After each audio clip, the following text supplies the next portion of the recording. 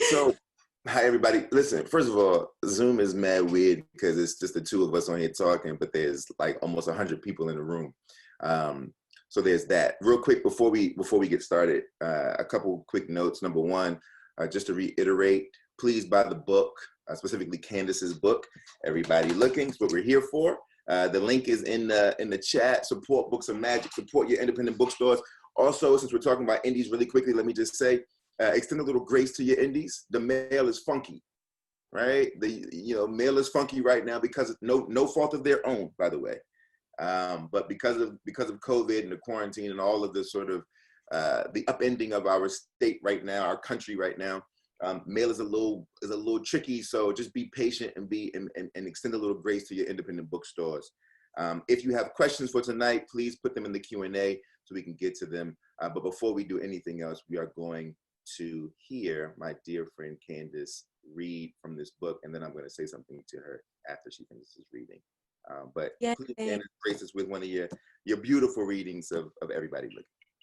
All right, so I'm really excited to read this section that I just decided on like a few minutes ago. It is one of my favorite scenes in the book, and it is a college scene, and I'm gonna jump right into it without telling you what's going on. Yes.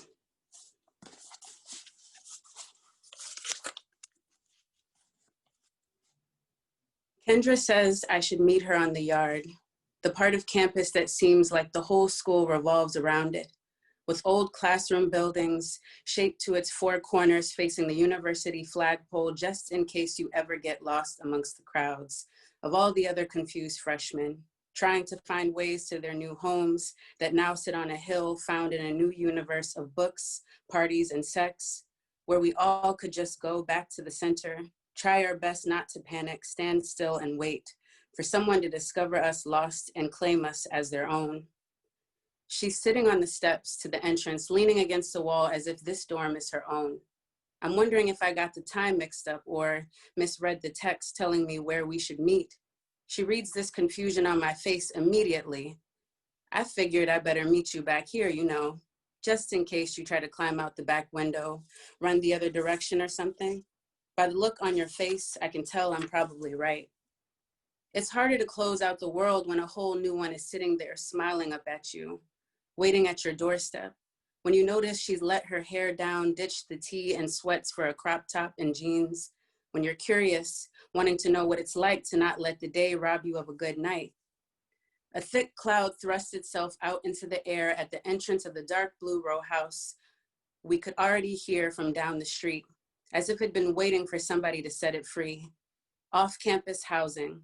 Apartments with their own set of rules set by upperclassmen who'd earned rights to wreck eardrums, lungs, liver. Damp bodies so full they tip over, pour out onto the sidewalk with the smoke. Kendra pulls me in before I can change my mind. In my mind, college parties were painted just like this. Everything too loud, everywhere too dark, everyone close and touching. Kendra leads me to open space toward the back. We pass by walls that dudes lean against, not yet drunk enough to dance, talking to girls not yet drunk enough, if grabbed, to go along. Reach the kitchen where everyone surrounds a table with cups, bottles glisten being passed and emptied under dim light. Standing behind it, Elliot at the center, a red cup in hand, the other rested above a freshman girl's booty. Look who it is, shorty with the smart mouth, always giving somebody a hard time. What you drinking tonight, he asks, placing his hands on the table. Leaning over the bottles, his attention fully turned toward me. You need to loosen up.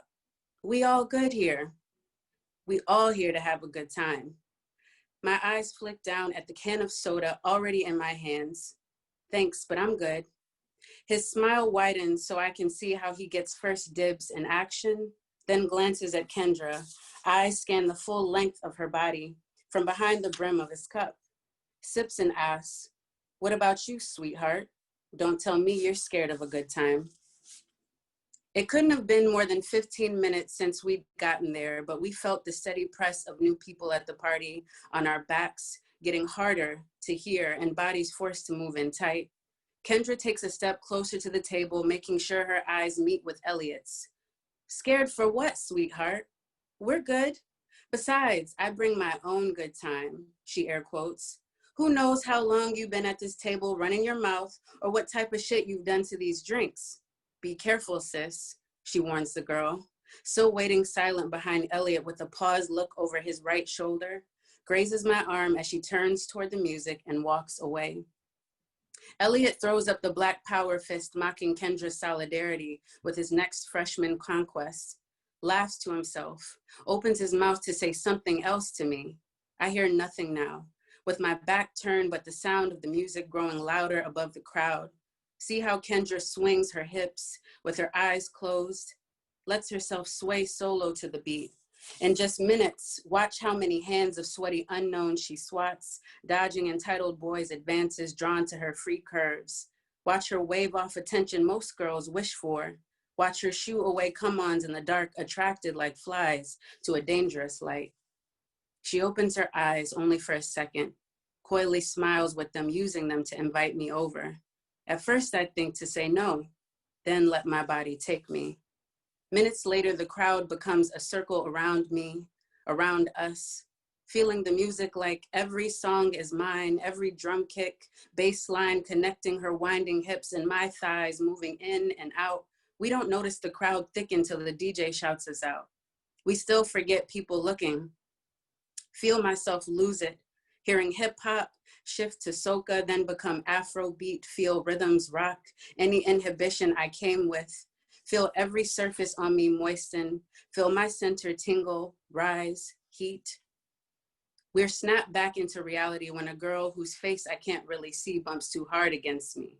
On her way to the bathroom, a guy who looks familiar trails close behind her, one hand on the small of her back, holding her steady. A familiar wave of heads turns toward the shiny figure's sparkle, beaming both from her lips and fingers covered in rings. I stand still, squint for a better look, recognize the gloss, the sea of the same admirers, the dumb smile, charming and ugly just before they disappear behind a closed door. Are you thirsty? I think I'm gonna get a drink. It's hot as hell in here. And you were gone. Didn't know you could move like that. For a second, I don't realize who's talking to me. Huh? I said, it's hot in here. Do you want something to drink? She says, sounding irritated this time. Damn. 1 minute you here, the next minute you not. Kendra, shit, I'm sorry. Her hand goes up, motioning me to stop. Fuck 'em. She reminds me I'm actually ready to go. For real, you hungry? Before Derek and Sophia had walked through the crowd, it was only me and Kendra in that room, sweating, owning the floor, like we were somebody's backup dancers or like two hot girls in a cool club somewhere in New York City. The sexiest things under red lights where everybody dances, consumed in their own world. Before Sophia barely made it back there drunk in her two high heels. Before Derek followed behind her like a dumb dog after his bone. It was just us and I was free. Why didn't you dance with any of those guys who tried to get with you in there? I asked her, coming down front steps, now back outside. They weren't really trying to dance, Kendra tells me, laughing, with a look that questions my seriousness and how I could be so naive. Grinding up on my booty, trying to fill me up while I dance, and they just stand there getting all this for free. That ain't dancing. That's dry humping, and I'm a lady? I interrupt, attempting to predict the rest of her sentence. Nah, a dancer. I like to actually dance. I don't go to these little parties to get humped. Thank you. You're just gonna end it right there. I don't go to these parties to get humped. Yeah, that's a line. The line I really enjoy because it's true. For sure, no doubt. Well, look, let me say a few words and then we're gonna get into the questions. Here's the thing. I think that first of all, you look good. Got your lip on, I see today. Thank you. Got your lip on, I see your fit, you know what I'm saying? You got your duds on, okay. I want to say really quickly to everybody listening and to you, I think sometimes we're in these professional spaces and it's always interesting because we're expected to maintain quote unquote professional decorum. And that doesn't mean that we have to be stiff, but it does mean that like oftentimes people are afraid to sort of express the intimacy of said relationships. And I think sometimes like we all get together and we band together to discuss what we hate and what we dislike, but we never look the people that we love in the face and tell them that we love them publicly, right? That's always something that we hold for private moments, right? And I think in this moment, it's important that people know how much I love you and how close we are, and that you're somebody that's like family to me, that we've known each other for a very long time. And it's important that people bear witness to that. And that I want to say to you, one, congratulations. Two, I am extraordinarily proud, and I want you to know that like literature and this work that we do and that we're doing and that you are embarking upon in a different space now, that this is your dance floor. You do whatever dance you want to do, homie. It don't matter if they recognize the dance or not. Just cut your step, and if your step is yours and if it's honest and it's authentic, the people gonna gather. And I think that's what's happening with everybody looking. With that being said, I do want to ask some questions because they ain't come to hear me sermonize you. But I think it's important to say that. So cheers to you. First question is, what would you thank your 10-year-old self for? I've been thinking a lot about this. I know I've been thinking about this, right? Because I've been thinking about you. I've been thinking about me. I've been thinking about questions that I really want to know from all kinds of people. And so my first question is, I'm going to use you as my test. What would you thank your 10-year-old self for? Well, what I remember about myself being a 10-year-old is that I was awkward. I was different from a very early age. And I was awkward, weird, different, but I tried things. I put myself out there. For a majority of my childhood, through high school, I went to PWIs, so predominantly white high school, middle school, elementary school. And I know that a lot of Black kids, when they are in those kind of spaces, they shrink or they assimilate somehow, or they do something to not like blow their spot up and not put themselves in an embarrassing situation. And I remember myself being embarrassed several times because I took a shot at things. So I would thank my 10-year-old self for feeling awkward, feeling weird, feeling like I was like the most different thing in the room and not shrinking, and taking a chance, even if I looked foolish to everybody else, because I feel like I still carry that part of myself today. And by the way, your daddy's name just came across my chat. Shout out to shout out to Daddy Iloh, Mr. Daniel. I seen his name just popped up. Let me see what he said. Oh no! Yeah. We got to show him some love. You know what I mean? Look at your dad. I see him. Hey man. Oh man, that's crazy. Hey, my man got on Zoom and everything. My man. My dad is in there like. Exactly. Hey, look, Mr. Daniel, send us a selfie through Zoom, man. You know my God, do not do this, Jason. All right. So thinking about your 10-year-old self and thinking about all of the things that you would think about that 10-year-old self, what did you carry over when it came to writing this book? Because when we really think about it, we're approaching so much of our work, especially as we're writing for kids, we're approaching the work as ourselves as children, right? Like we don't always think about it that way, but it's tapping into that space. And so what part of 10-year-old Candice shows up in the writing of this novel, right? Like what you say she was bold enough to stand up and be like, I'm gonna be who I am. I know I'm different, but I'm okay with that. I'm gonna go ahead and just be different, right? Are some of those elements a part of your sort of like your weaponry when it came to even attempting to write something like this? So the question is, what part of myself I carried into writing this? Absolutely. In the writing of it, not the actual story, in the writing of it. In the writing of it. Mm-hmm. So 10-year-old me, I think from my memory, oftentimes would like speak when she wasn't supposed to and say things in public that were supposed to be private or family business. Like me as a child, not knowing the difference sometimes, like between when you're outside and when you're in your house, and me not understanding why certain things had to stay in the house. I think I carried that into writing this book because I'm very sure that there are a lot of things that might, you know, make people feel uncomfortable, and that are going to come across as things that are going to come across as family business, right?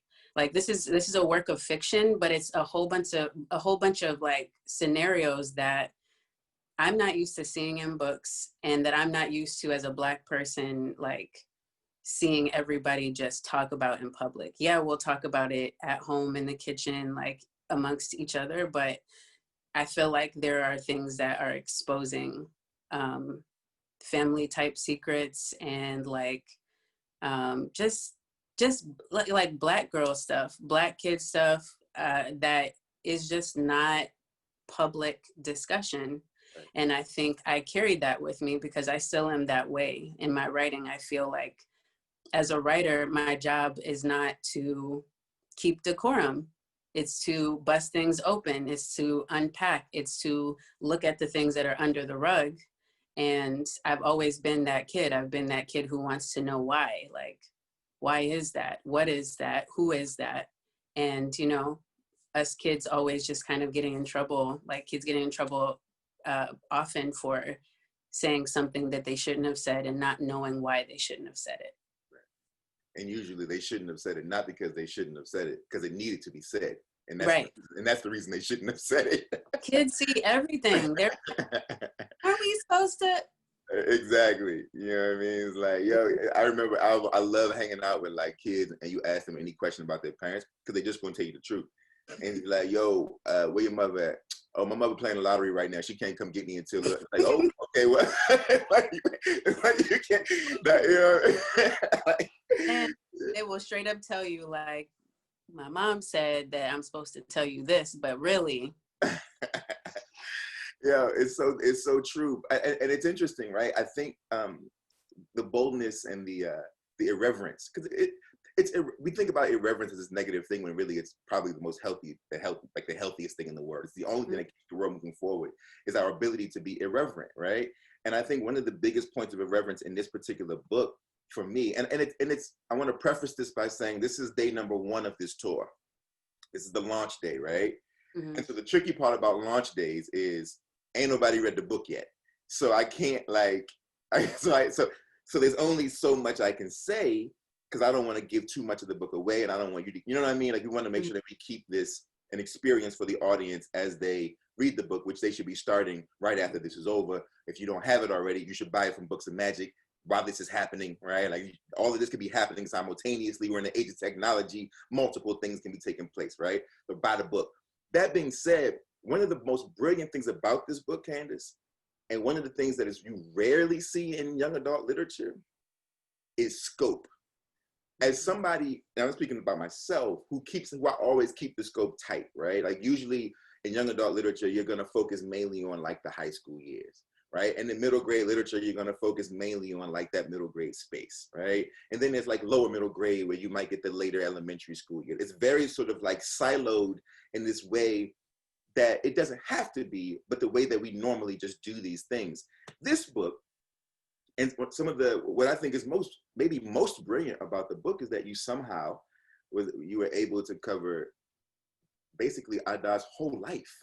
I mean, we get a bit of her from 2nd grade, like a whole section of her in like the 2nd grade. We get her in the 7th grade, in the 5th grade. We get her in high school. We get her in college, right? All of that in a single book. And so I guess I want to know, one, how difficult was it to write from all these different vantage points? I mean, you're telling a young girl's basically her whole life. Most of her life, at least from like 6 to 18, is in this book. It was very hard. It was very, very, very hard. Like, but the thing, so I want to say that it was hard, but I also want to say that's how my brain works. Like, I never saw this story as a story that could be told from one time period. The whole idea of the book is to show why we become the way we become. Like, we become the humans that we are right now because, like, based on all of the things that we experienced when we were younger. And so I told it this way in all of these different time periods going back and forth because I wanted the reader to be able to see the connection between a 6-year-old and an 18-year-old, why certain things come up at 18 and how they're not out of nowhere. They're not unfounded. When you're triggered by certain things, it's because of something that happened in the past. And I think a lot of us struggle to like make those connections. And so it was difficult in the sense of like putting it together in a way that makes sense for the reader. But as far as like me pulling from different time periods of this character's life to string together a story, like that came natural. Like I just knew from the beginning that there were different parts of life that I needed to pull together in one.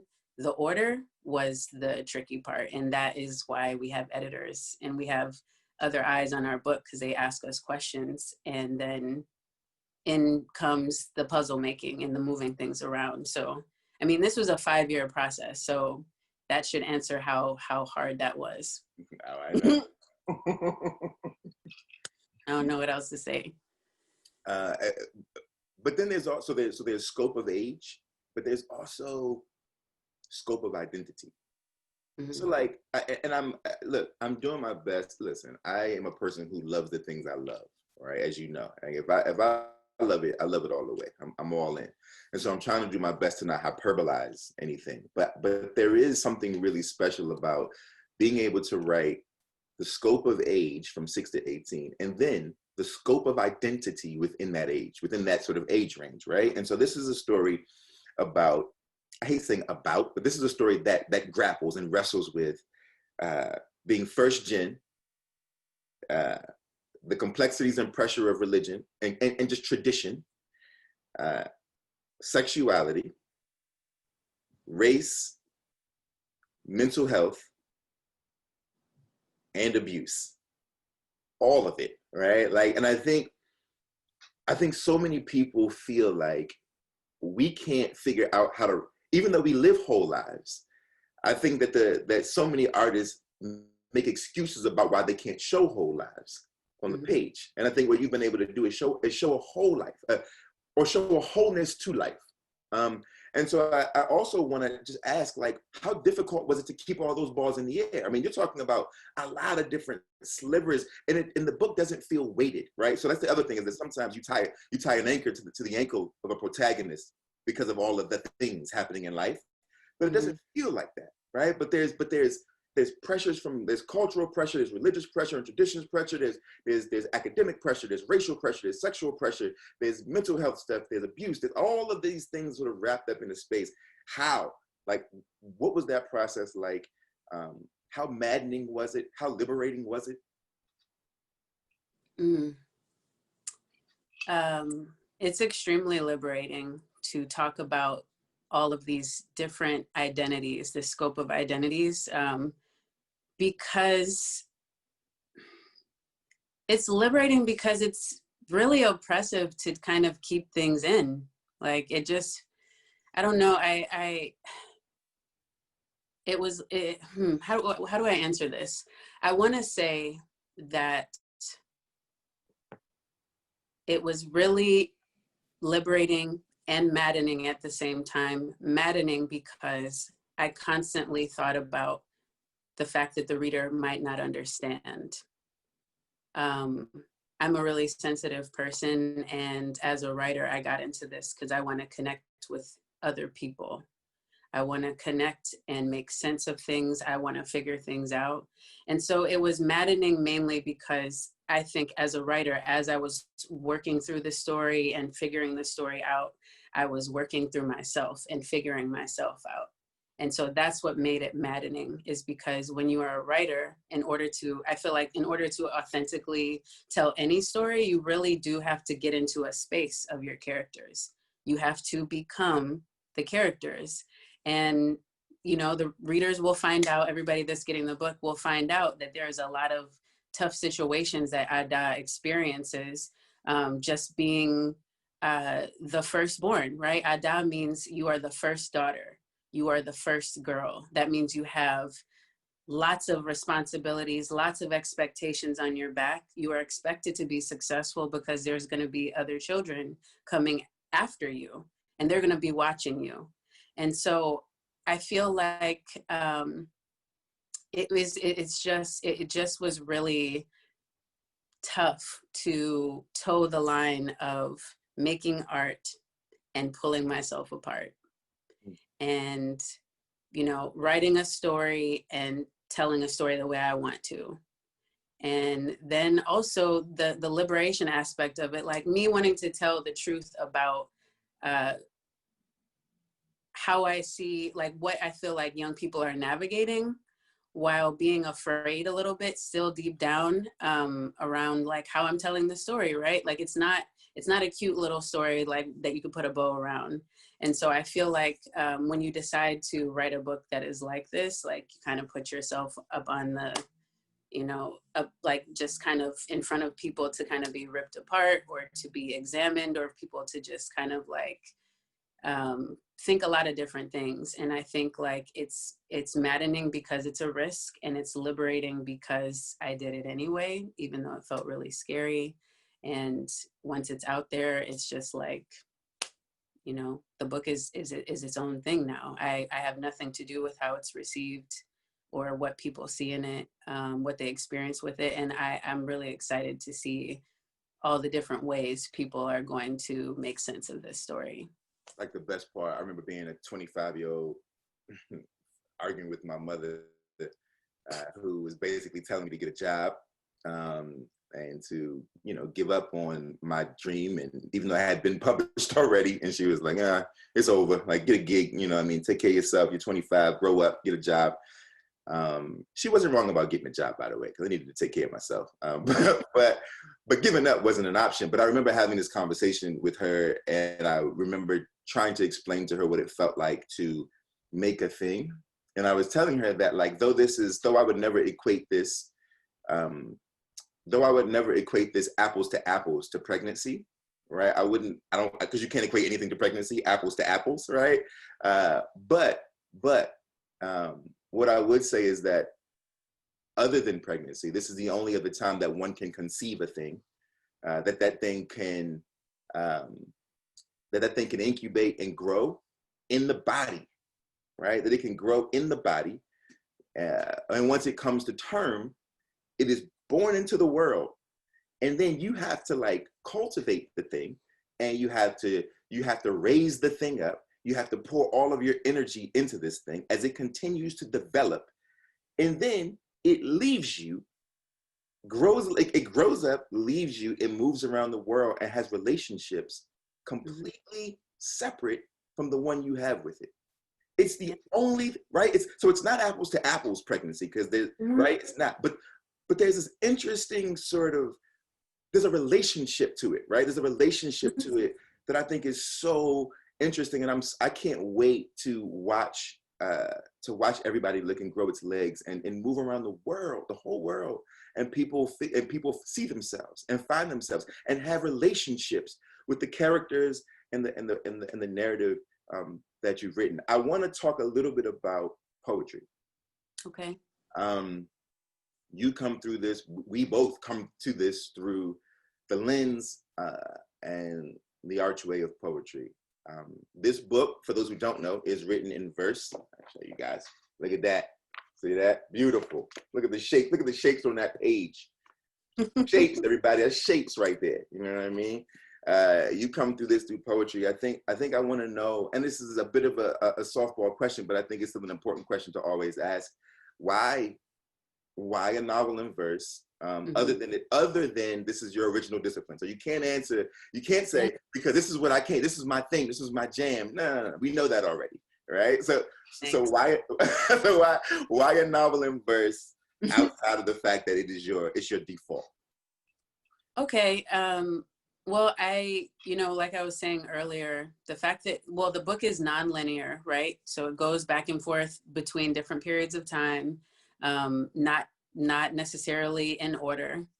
And I felt like using verse, that is the easiest format that I can kind of create this kind of puzzle motion with my book.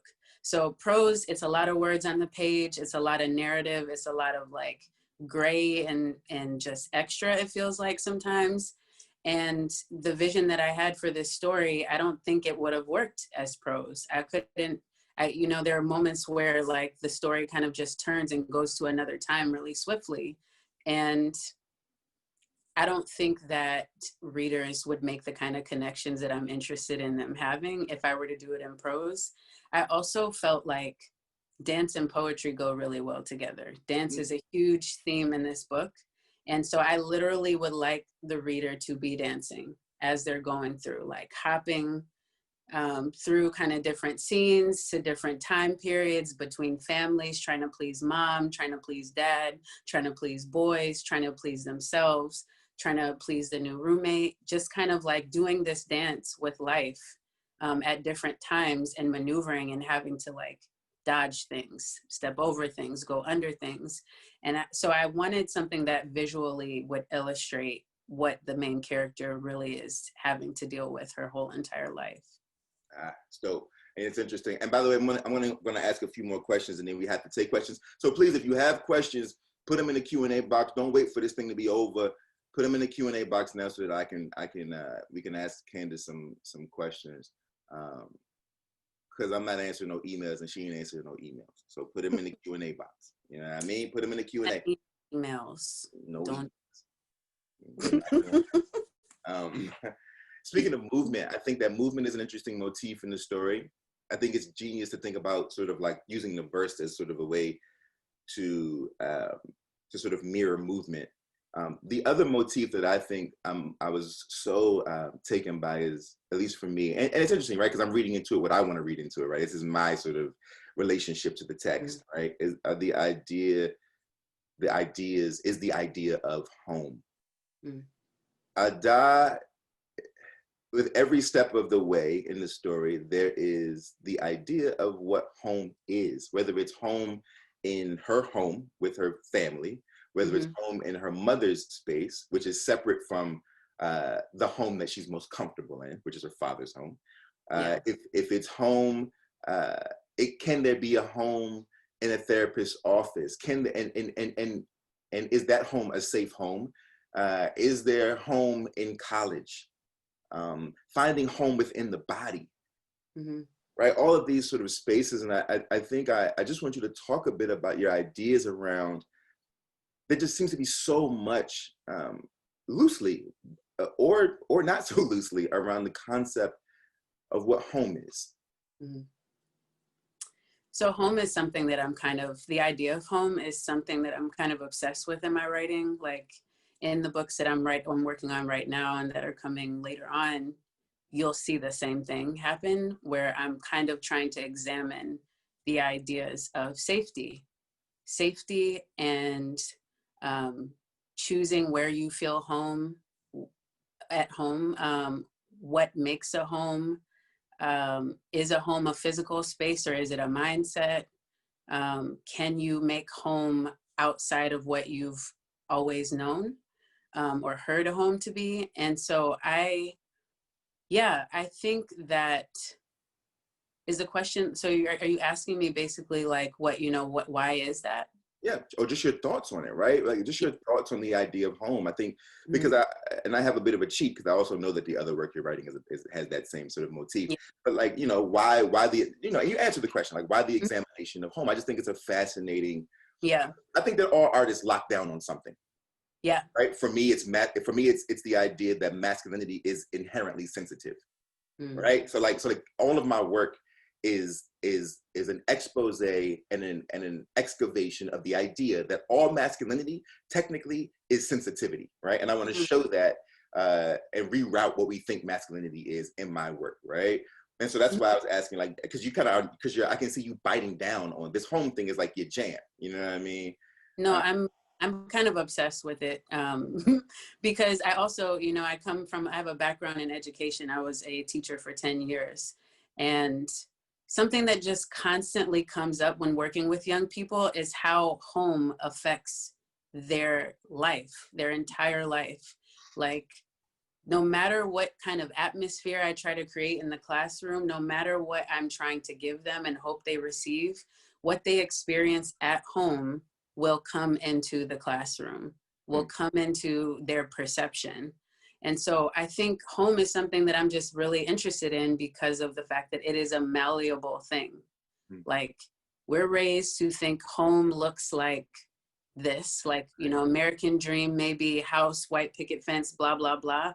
But what I've come to understand is that home is all of the things that you kind of like pick and realize make you you and make you feel safe, make you feel welcome, that affirm you. And so wherever you feel those things, that is your home. And it's okay for your home to not be your childhood home anymore. Like, as you get older, you start to evolve and move away from, like, you know, your parent, whoever raised you, you start to move away from that space. A lot of us do. And it's not a bad thing. It's because of the fact that you are becoming your own person. And so now your task is to create home. We're all doing it right now. I know so many people who are like, I'm in quarantine, I'm stuck in the house, I'm gonna rearrange everything, I'm gonna get a new bed set, I'm gonna paint this room.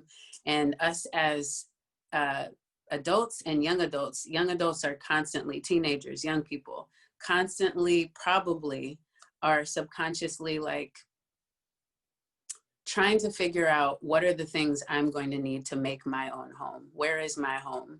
Where is my space in the world? Where can I go where I know that I am loved, I am welcome, I am accepted, no matter who I am and what I do? This is a space that is for me, me, just me. Absolutely. And that home can have many, many rooms. Absolutely. And every room can be decorated differently. Absolutely. Absolutely. Yeah. Come on, analogy. Come on, man. Listen. Ain't my first time around the block. All right. So my last question is actually going to be a lighter question. Let's talk about the cover. Okay, I want to ask about the title, but I actually don't, because I think that the beauty of the title is that the audience should wrestle with it, right? Agreed. So I don't want to talk about the title, but I do want to talk about this Black girl. Let's talk about the cover of this book. One, I know you love it, but it's so good. Every time I look at it, I'm so happy. It's so good, because I've seen a lot of bad covers out there. This is so good. So talk about the cover for me, and then we're going to take some questions. So I love talking about this because earlier on in this process, you know, I asked a lot of questions from the people that mentor me and who have been in this space before I was, about what I would have control over. And I was told, like, you know, you may not have any say in what your cover looks like. There's a marketing team. There's people who are responsible for creating a visual for your book. I knew a long time ago, I'm a little bit too controlling for that. Like, I have a vision for this story. I already know what I want to feel when I look at the cover. And so very early on, I started to mention different artists to my editor and my agent. And then when we started to get closer to the process of creating the cover, I straight up just told my agent that I want the illustrator to be a Black woman, like, period. I don't think anybody else could bring this visual to life the way that a Black woman could.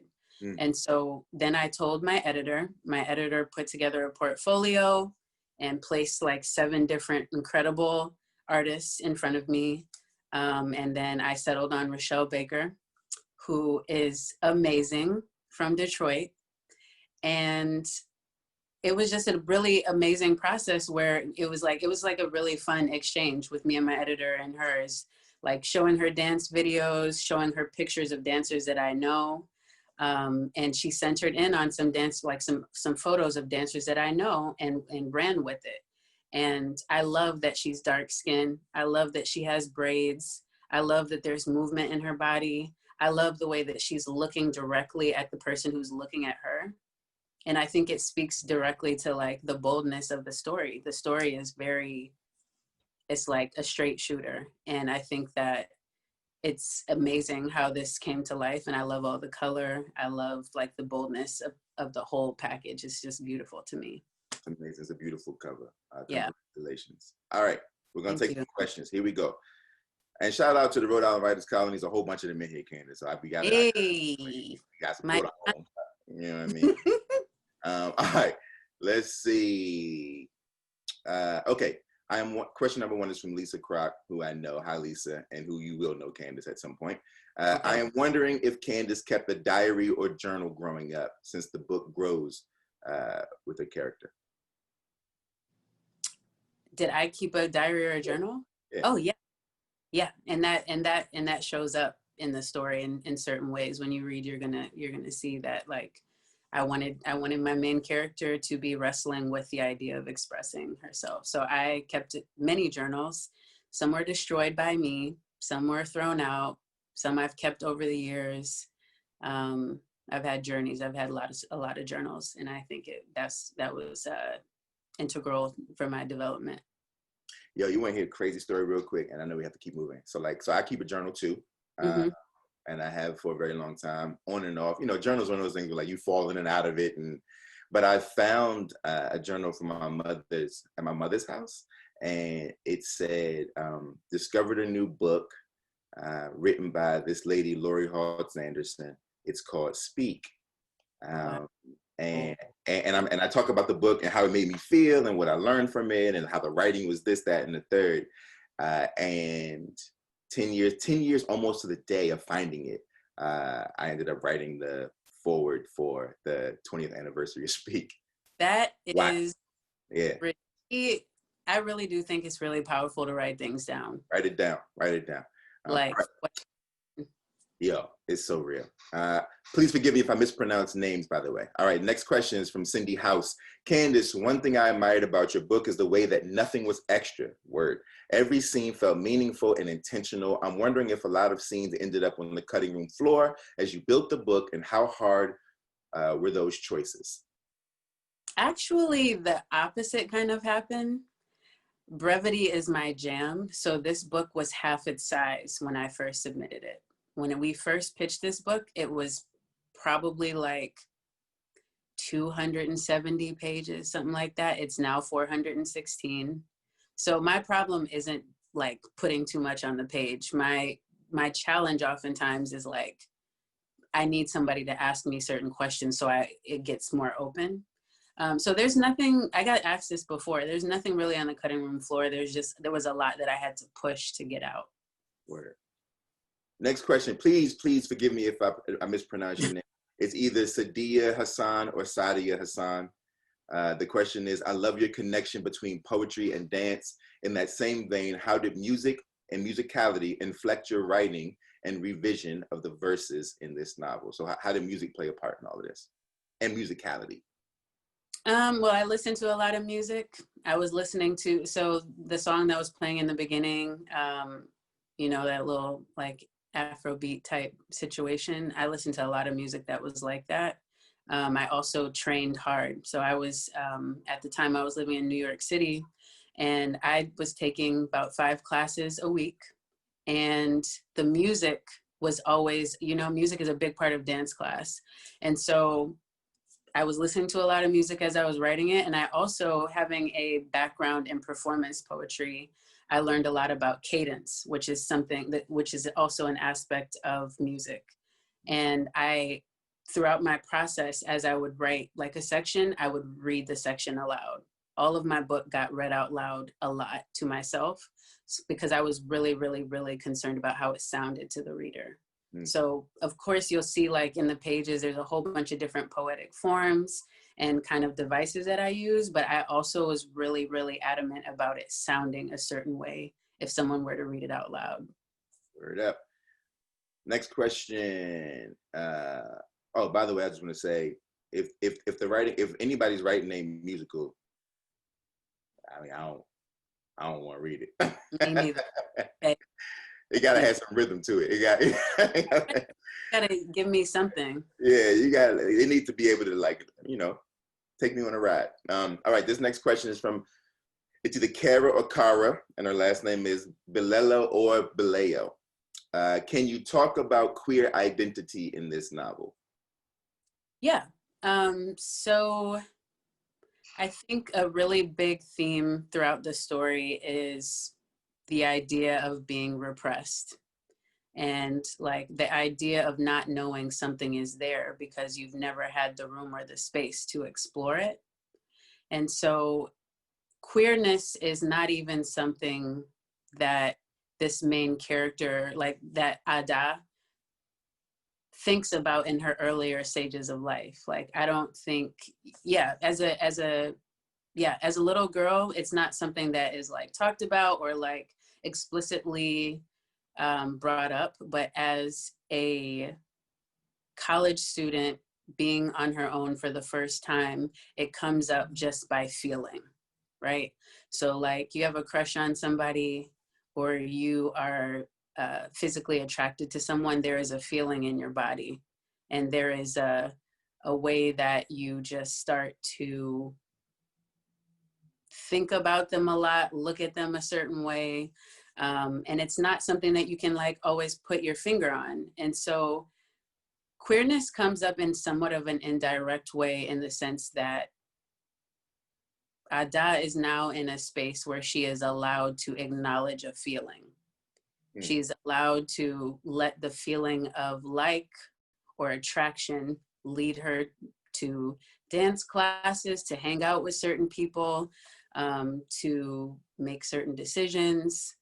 And yeah, it is, I think I thought a little bit about the fact that I didn't want to tell a story where we see this character like be, I didn't want any like real like intense violence to come to her because of the fact that she is starting to feel an attraction to something that she'd never been attracted to before.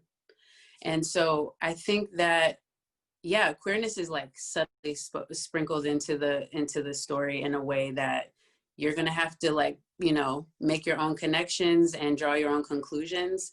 But it is, I wanted it to be written in there very naturally, the same way that like whatever age you had your first crush, I wanted it to just kind of ease in to Ada's experience that way and not make it a thing. Because when we have crushes, they're not a big thing. They're a feeling. We don't know where it came from. We don't always know why, but we feel it. I thought that part of the book was handled. I just thought it was so nuanced. And as somebody who's not queer and wants to be very careful when speaking on this, because it's not my space and I don't know what it's like to be queer, but I do know that there are parts of our lives that I think we should sort of lead with a, you know, revolution in the form of a bomb. And then there are other parts of our lives, specifically in fiction, where I think it's almost more beautiful, as Tracy Chapman said, you know, revolution that sounds like a whisper. And that's what the way that you do it in the book, it's that, right? Revolution that sounds like a whisper. Yeah. So next question from Giselle. What do you hope young readers come away with after reading Everybody Looking? I always say this, but I want young people to feel seen. I want them to feel seen. I want them to feel heard. I want them to feel like they have permission to figure it out. And I want them to come away from this book knowing that they are not alone in their experience, and that there is going to come a time that they need to, you know, prioritize themselves in figuring their stuff out. Like, yeah, I might disappoint my family a little bit. Yeah, I might be confusing my old friends from when I was a kid. Yeah, I don't make sense to myself right now. But you deserve the space and the time to really get still and think about what you want and what you love and what you're drawn to and what makes you feel alive. And I hope that young people close this book and they're like, okay. Word up. We got time for a few more. The next one is from our dear buddy, Jonalyn. Hi, Jonalyn. Jonalyn says, what was the most important lesson you learned about yourself while writing this? I learned that I'm a lot more resilient than I thought I was. Like you, Jason, know personally, I wanted to quit many times. Many times. There was even a moment I remember specifically where I said, like, I'm done. And you said, I mean, that would be unfortunate, but, you know, I'll support you in whatever you need to do. But it was like I'm really grateful, yeah, I'm really grateful for my community and also whatever reserve was inside of my belly that allowed me to just try one more time every time I said that I couldn't do it. Yeah, I learned that I'm really resilient. I learned that I'm willing to go above and beyond to figure things out that I don't know how to do. And I also, yeah, I learned that, yeah, I learned that I can evolve. I'm not the same person that I was when I began this book. Yeah. You know, that feeling of like that empty welling that happens is going to happen again. And there's even more depth to the well. Yeah. It never, there's no bottom, right? But that feeling of emptiness is going to happen again, but it's okay. Yeah. It's okay. Like it is what it is. It's a part of the process. We signed up. This is what it is. You know what I mean? This is what it is. All right. I got time for two more. This one is from Katie Fulner. I hope I got that right. What's one piece of advice you can give to young writers today? This is an obligatory question, Katie. I knew someone would ask it. And this is the question of all questions. What advice would you give to young writers today? There's a few things. So the first thing I want to say that I always say is try. Try. Your ideas are important. Just give it a shot, even if you don't think that if you've never seen it done before, or you think somebody's telling you it's stupid, or that it's not important and no one's ever going to read your work or care about what you're talking about. Just try. The second piece of advice I would give is to get mentors. Like you and I come from like a long tradition of poetry and just literature in general. And there is no way that I could have done this without having guidance from people who have been here before me. And so get mentors, get people who are willing to pour into you and who are willing to answer all your questions, like, and be specific about who you choose. Like observe who's doing what I want to do, who is successful in the thing that I want to do, and who is willing to share information about what they're doing. For example, money. Like, how do advances work? How long is the process of querying and pitching and all the waiting and like the rejection? Try and get mentors. I feel like everything in between kind of falls into place if you do those two things. Word up. Nicole Humphrey, throughout the 5 years of your writing and creation of Everybody Looking, how has your perspective shifted? Has this been a healing experience for you? Absolutely. Yeah. I feel really free. This is my first time. This is the first like feature or performance or event that my dad's gotten to really see, right? I have family now, which is really crazy. And it's me, my man. Hey, look, I love Candice's father. My man. So the way that I think I've evolved as far as like I've overcome a lot of fear in sharing my work and what I'm doing with my family, because, you know, a lot of times there's a lot of resistance with family. All of us as writers struggle with that because they don't know what we're doing. They don't understand why we chose this. Sometimes they don't understand what you're doing, like just as a creative person, as an artist. And I feel like at the beginning of this, I was more afraid of being confident in what I was doing. I think now I feel a lot of confidence. I feel proud of myself and I feel free because, you know, I just talked about a lot of things that like I don't normally get to talk about with my family, and now I get to share that with them, and it feels really good. I want to say there's a lot of questions here. I mean, Danielle's on here. I mean, there's a bunch of Gary Gray's on here. Fabia's on here. Kim Marie Walker's on here. Randy, Asha, Rebecca Watson's on here. What? Yeah. A bunch of, but we love y'all, but we can't get to your questions. But I wanted to at least shout out some of our people that I recognize. I want to ask one last question before we close it out. What are you most excited about? I mean, listen, there's nothing like the first time. Yeah. right? Every time's amazing, by the way, because every time feels like a miracle. You know, every time Mm-hmm. feels like a miracle. Mm-hmm. But there's nothing like that first one. And so here we are. You've gotten through the door, right? We at your book launch, your launch for your book, this physical object, straight from your imagination. What are you most looking forward to?